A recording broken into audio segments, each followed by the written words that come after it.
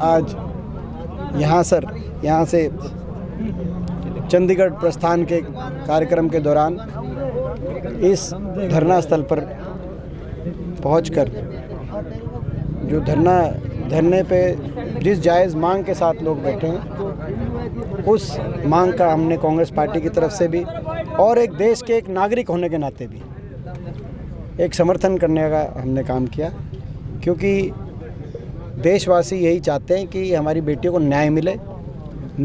इसमें दुख की बात यह है कि 3 महीने तक उनकी एफआईआर भी दर्ज नहीं हुई, उसका सुप्रीम कोर्ट ने दर्ज कराई, तब से भी दिल्ली पुलिस हाथ पे हाथ धरी बैठी है। जिस रूप से जो कार्रवाई किसी भी आरोपी पे जो इतनी संगीन धाराएं लगी हों उन पे हो, वही कार्रवाई इस बृजभूषण आरोपी पे भी होनी चाहिए, चाहे वो भाजपा के सांसद ही क्यों ना हो।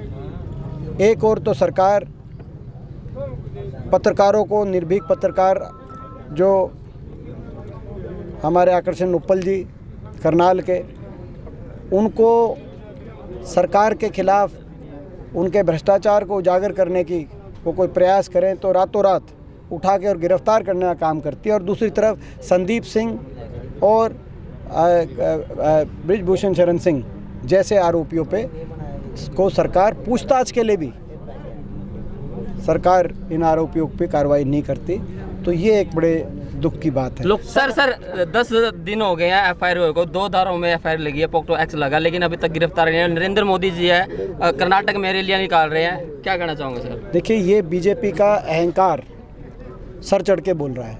इनको सत्ता का अहंकार हो गया है, इनको घमंड हो गया है। बीजेपी का कोई भी व्यक्ति, आपको याद होगा कि किसान आंदोलन में भी अजय कुमार मिश्र टेनी, उनके कॉन्स्टिट्यूएंसी में, उनकी गाड़ी में उनके जो पुत्र हैं उन द्वारा दर्जनों किसानों के ऊपर से चला दी गई थी। और ये मांग थी कि भाई जब तक वे मंत्रिमंडल में बने रहेंगे तब तक वो जांच को भी प्रभावित करते रहेंगे और तरह तरह की सहूलियतें आरोपी व्यक्ति को दिलवाते रहेंगे।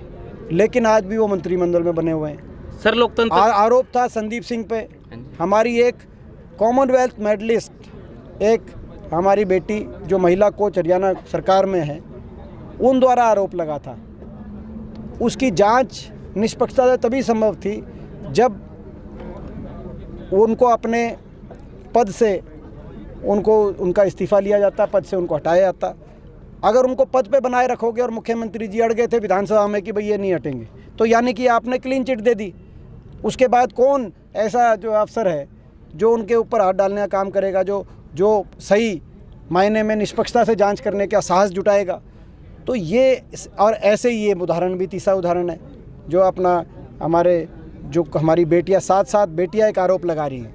मैं ये सवाल पूछना चाहता हूँ, जो लोग ये कहते हैं कि ये कोई राजनीतिक वजह से बैठे हैं, या कोई ये अपना ट्रायल की छूट करने के लिए बैठी हैं ये बेटियां, या ये बेटियां एक प्रदेश की बैठी हैं, मैं इसमें सवाल पूछना चाहता हूँ कि क्या कोई बहन बेटी अपनी इज्जत, अपने मान सम्मान, अपनी प्रतिष्ठा को दांव पे लगा के इस तरह का आरोप लगाती है? हमारे देश में क्या संस्कृति है? और क्या कोई बीजेपी का ही कोई नेता, क्या वो और किसी के कहने से तो कोई मानेगा नहीं, लेकिन वो क्या अपनी खुद की घर की कोई बेटी को बिठा देगा किसी के खिलाफ?